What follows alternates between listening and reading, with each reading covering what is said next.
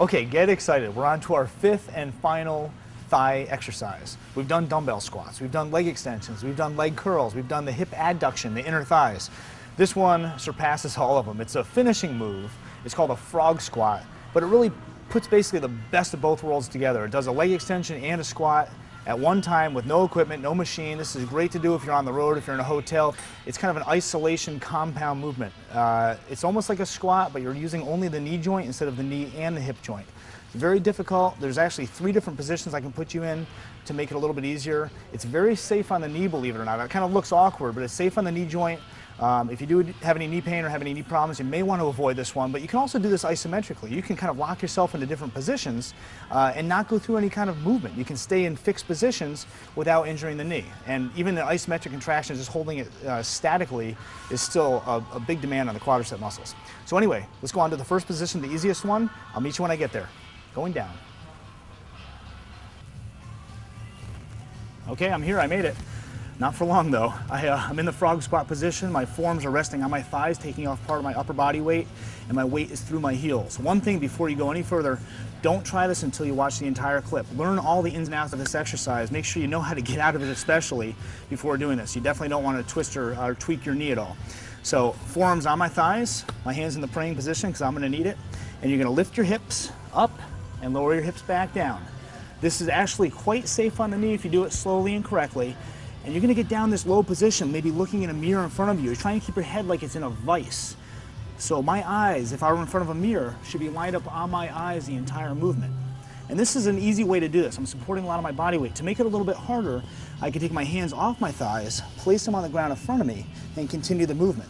So your hands are still giving you a little help, but not that much. And by keeping your hands down, it also helps keep your head down throughout the entire exercise, just so you can focus on lowering and raising your hips. It really is the best transition to the next and the most difficult position. Now watch the arms. Aha, the true frog squat. Your arms aren't helping out at all, and all of your body weight is now supported by your legs in a very biomechanically inefficient position. These are a lot tougher than they look. Now, if you have any physical limitations that may limit your range of motion, you may want to do just that, limit your range of motion. Definitely don't go down too low, and you may want to do this over a bench or low chair initially just for reassurance. Or you can always resort to putting your forearms back on your thighs. Again, watch the arms.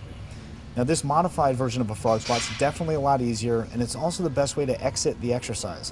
Whatever you do, never stop the exercise in the down position. Trust me, you'll be tempted to drop to the ground, but don't do it. Your knees aren't going to like it. So, key points. Keep the weight, your weight, through your heels, not through your toes.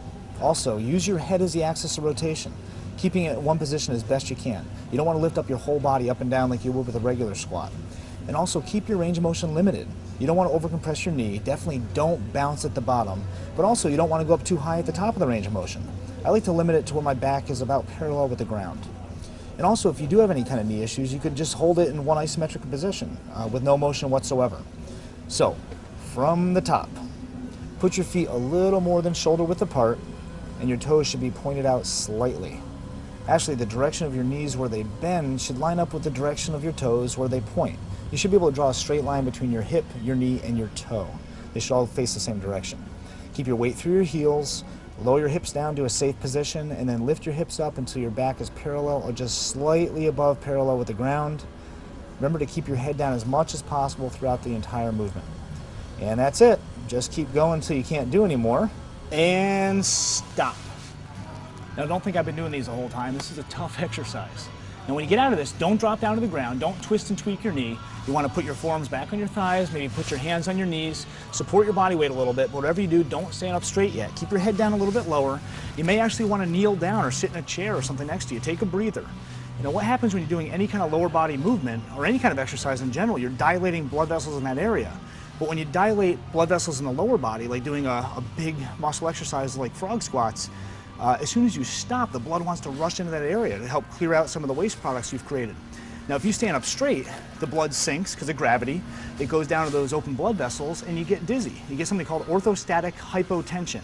It's hypotension. You're actually lowering your blood pressure, and it's a protective mechanism. Your body's trying to go horizontal to get blood to the brain, but it's not very safe. So always get up in segments. If you do lower body movements and you're working big muscles, especially when you first start off an exercise program and your blood volume hasn't raised up sufficiently, just kind of get up in segments. Do lower body, then kneel, then sit, and then stand and move on.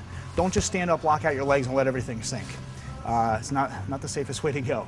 Anyway, that's it for frog squats. We're on to our next exercise for lower body, our last one, and that is the calf raise.